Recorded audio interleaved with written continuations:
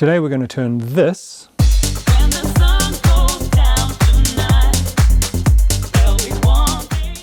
into this.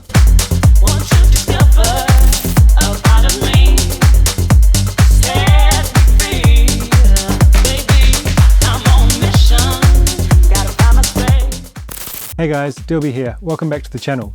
One thing I get asked about a lot is how to master your own tracks for your DJ sets or for sending out demos, that kind of thing. So that's what I'm going to show you today. In preparation, I was checking around YouTube for some other videos and what other people are talking about, and I noticed that everything's quite complicated. It's like advanced mastering techniques. They're kind of trying to show a professional mastering system, and that's not what I'm going to show you today. The reason is that these techniques are not applicable for beginner or intermediate producers. It takes years of practice to hone your hearing to a point where you can actually kind of understand and hear the subtleties of these techniques. What I'm going to show you is an easy solution for mastering your own tracks for DJ sets or to send out demos. It's the same principle, but it's kind of a simplified version of professional mastering techniques. It doesn't have all the special sauce, but it'll get you kind of 80% of the way there. It's like a quick and dirty method that producers of any level can implement to get their tracks close enough to a professional master. As always, the Ableton project is available now on Patreon with all of the samples, presets and everything going on in there. Patreon is an amazing platform to help support creators, and it's the best way that you can show your support for the channel and help to ensure that I can keep bringing you these videos. The link to Patreon is in the description. Now let's do some mastering.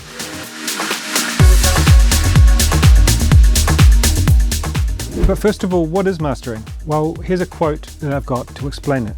Mastering is the final stage of audio production, the process of putting the finishing touches on a song by enhancing the overall sound, creating consistency across an album, and preparing it for final distribution. In my opinion, mastering is secondary to a quality mixdown. Good mastering can really take a well-mixed song to the next level, but it can do little to recover from a bad mix. So make sure that your mix is sounding tight and crispy before you start to do any mastering on it. One other thing I need to point out is this is a quick and easy method to get your tracks loud enough to try out. This is not how I go about professional mastering, and this is not how other people go about professional mastering. It's just about getting your track to a kind of equal loudness to other released tracks. Alright guys, here we are inside Ableton, and I've got a little project that I've made for this tutorial. Just a kind of like housey vibe. Let's have a quick listen to that. Got some drums, kick and bass, a few little synth elements,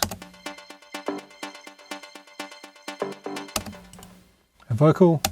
When the sun goes down tonight, there'll be one thing on my mind. And then some effects and things. So nothing crazy, just some simple stuff to give a demonstration here. This is how it all sounds together. When the sun goes down tonight, there'll be one thing on my mind. Want you together. I've got this master chain all on here, so this is kind of the final result that we're going to get to. Let's have a listen. I'll take off all of the processing. So this is what it sounds like before the master chain. When the sun goes down tonight, there'll be one thing on my mind. Want you to discover a part of me. Set me free, baby, I'm on mission.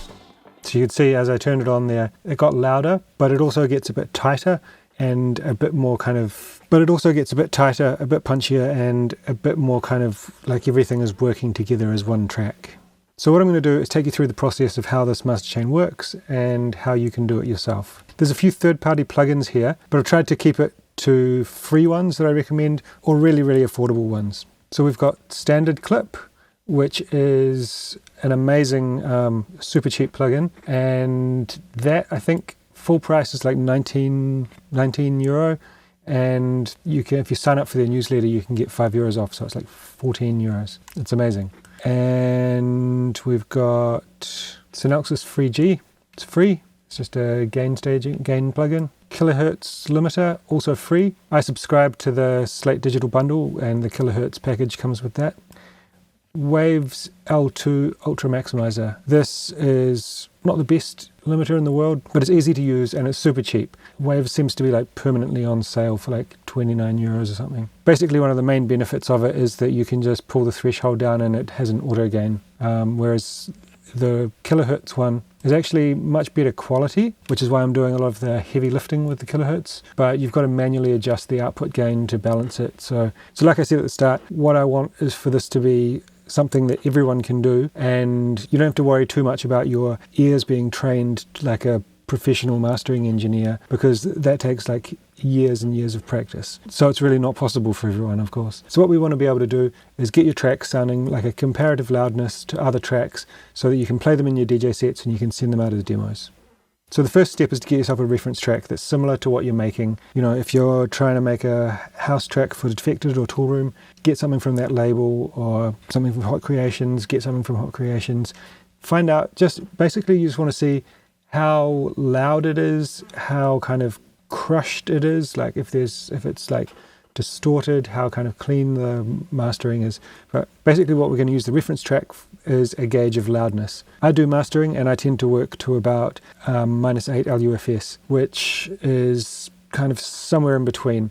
Some labels in the more kind of minimal house type thing will be at around -10, -9 LUFS, and then labels like Toolroom and Glasgow Underground will be somewhere around like -7, -6 LUFS, and some like pop stuff is even getting -4 LUFS, which in my opinion is crazy, but that's a discussion for another day. So today we're going to be working to -8 LUFS as a loudness standard. So to measure loudness, we're using Julian Loudness Meter. It's a free plugin. In order to get a clean master, you need to have a good mix. That's a prerequisite. Basically, as we're pushing up the loudness and kind of squashing everything together, the flaws in your mix are going to become more and more apparent. So be prepared that potentially you're going to have to go back and fix up your mix. I'll link a video up here about how I recommend you go about balancing a mix. So if you're having difficulties getting your mix sounding right, then go watch that and then come back to this. In the mixing process, we always want to be hitting the master bus with plenty of headroom left, right? There's room, that means there's room to move, room to adjust things in the mix. And then we've still got plenty of headroom when we're trying to apply these mastering plugins. So basically my method for this is I use a gain plugin here, Synalxis 3G, and I'm always working to 0 dB, and I've got the gain on this plugin turned up to 7. So that means when I'm hitting 0 dB, I've still actually got 7 dB of headroom. So if I turn it off, the level will come down by 7 dB. So that allows me to be hitting the loudness that I want, but still have plenty of room to move. So the first thing I'm going to apply in my chain is some EQ. And this is really just cutting out the absolute low end, the subs below 20 Hertz, and a bit of the high end. You can do this to taste. It's not absolutely necessary, it depends on what's in your track. In this case, I've taken it down to 18 kilohertz. So I'll just play this and we can have a listen with and without.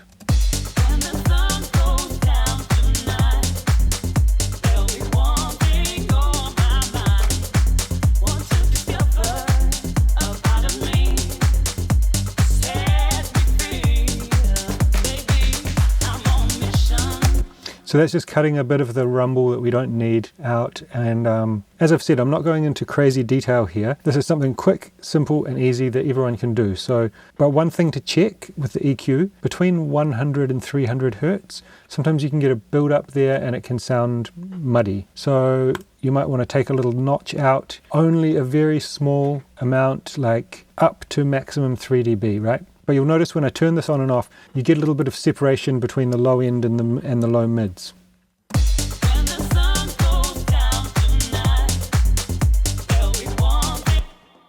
Like the bass and the kick sound a bit more punchy because this kind of little bit of muddy area has been taken out. So that's just something you could try. Just grab your EQ, take it down to about 3, and then just kind of bring the frequency back and forth.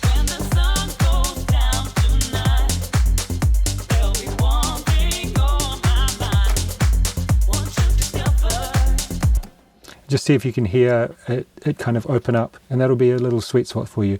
You don't have to do that at all, but it can help.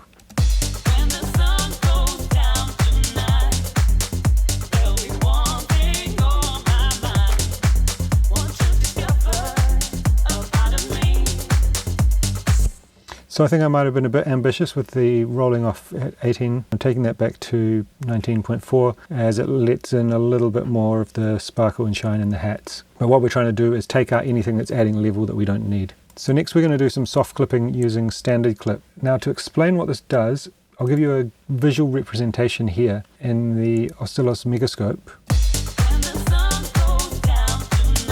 So you see here how there's these little kind of peaks on the open hat and the clap. They're just really sharp transients. They're not like an integral part of the sound.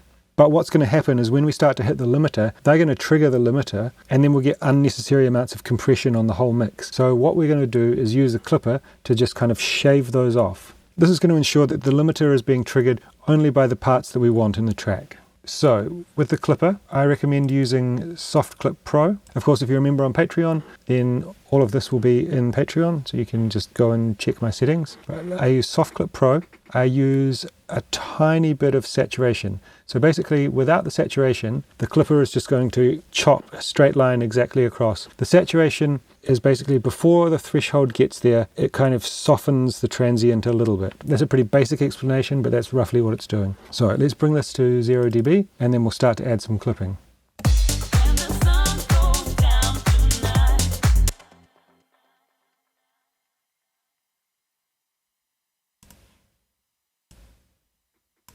So I'll start bringing down the clip value and you'll notice some little red bits happening on the transients, and that indicates that they're being clipped. I'll bring it to kind of extreme settings so you can see really what's happening there, and then I'll bring it back to a kind of more balanced setting.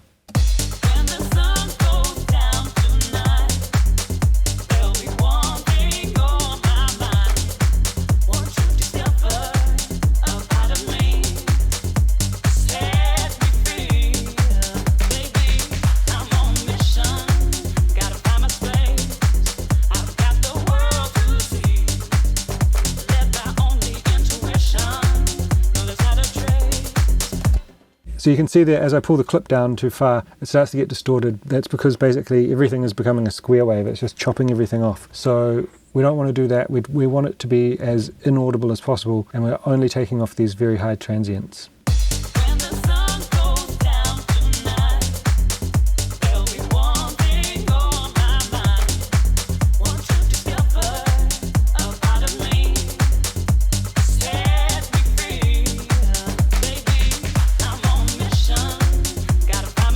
So I'm happy with that, so we can move on. Next, I'm going to add some glue compression, and full disclosure, I would actually use the Slate Digital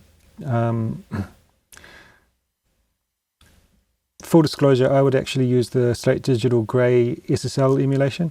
This is also an SSL emulation and it's fine. So what we're doing here is basically exactly as it says on the tin. We're trying to add a bit of glue, and what we're aiming for is like not intense compression at all, no pumping. Basically we're just looking to tickle the needle.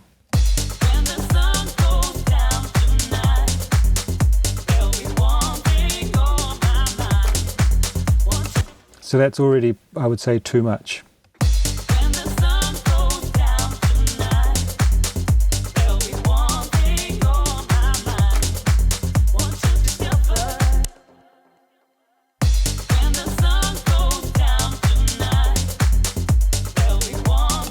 So somewhere about that minus 10 dB.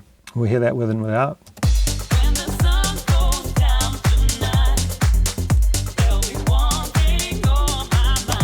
So this one's super subtle, but it just kind of does exactly what it says, adds a little bit of glue. You may not be able to hear that, and that's fine, but just go for that little tickle on the meter and you should be fine. So we always want to be checking our levels using the meter to make sure we're staying under 0 dB.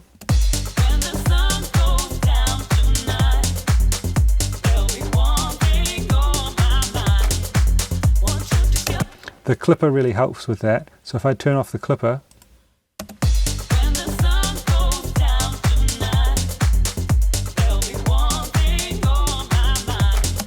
you can see that those transients are actually pushing the meter over 0 dB. So that's the exact reason why we are cutting them off. Alright, clipper on. Next we're going to add our first limiter. This is the kilohertz limiter.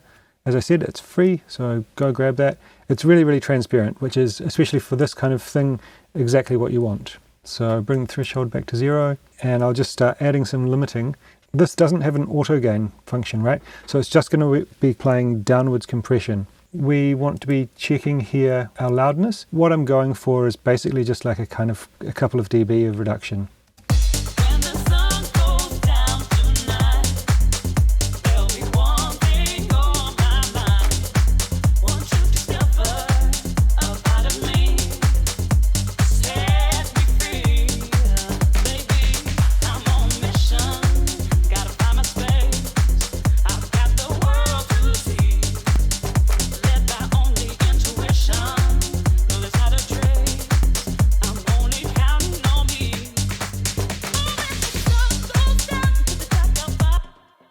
So the combination of how transparent this is and the fact that it's not pushing the gain up makes that almost inaudible. When the sun goes down tonight, But you can see on the waveform it's all becoming a bit more compact and the transients are getting limited. when the sun goes down tonight, there'll be one thing on my mind. Now we're going to use the L2 limiter from Waves, and we're only wanting to see a tiny bit of compression here, and we're basically just going to bring that down and check where the loudness is. It should be almost in the right ballpark now. When the sun goes down tonight, there'll be one thing on my mind. Want you to discover a part of me, set me free, baby. I'm on mission, gotta find my space. So here we are at that -8 LUFS point, and we can be sure now that the track is going to sound equally loud, comparable to other tracks, right? So that's going to allow us to compare it. It's also going to allow us to like play it in our DJ sets and it not sound wildly out of place. Also, if you're sending demos, you want to get them to about this kind of loudness. A&Rs will usually sit down for a kind of demo listening session, so it's really important to make sure that you do something like this to get your track to an equal loudness of the other tracks they're listening to, or their perception is immediately going to be that it's less quality, and that's going to get your track skipped and not listened to. They're going to kind of hear your track as quieter than the rest of them, and they're going to see that as less quality and just skip it. So give yourself the best chance possible of getting your track signed by getting it up to a comparative loudness. As I said earlier, another benefit of doing this is that it's going to accentuate any inherent problems in the mix. So I would definitely set aside a few hours to do this, because as you start making the track louder and more compressed, you're quite likely going to find problems in the mix, and you're going to want to go back and adjust those things. But this is actually a really good thing, because all of those mistakes are learning opportunities that are going to get you mixing better in the first place. So let's have another quick listen to the before and after. When the sun goes down tonight, there'll be one thing on my mind. Want you to discover a part of me, set me free. All right, I hope you guys got something from that. I've been using this technique to create my DJ masters for my tracks for years. It's not a professional master, but it'll get you close enough without all the pain and anguish, so you can try your tracks out in your sets and see how they're working. If you have a good mix down, you'll be able to get yourself like 80 to 90% of the way there by following these steps. If you're unsure about how to nail the mix down, then check out this video about my approach to balancing a track. All right, well that's it from me today, guys. We'll catch you next time. Peace.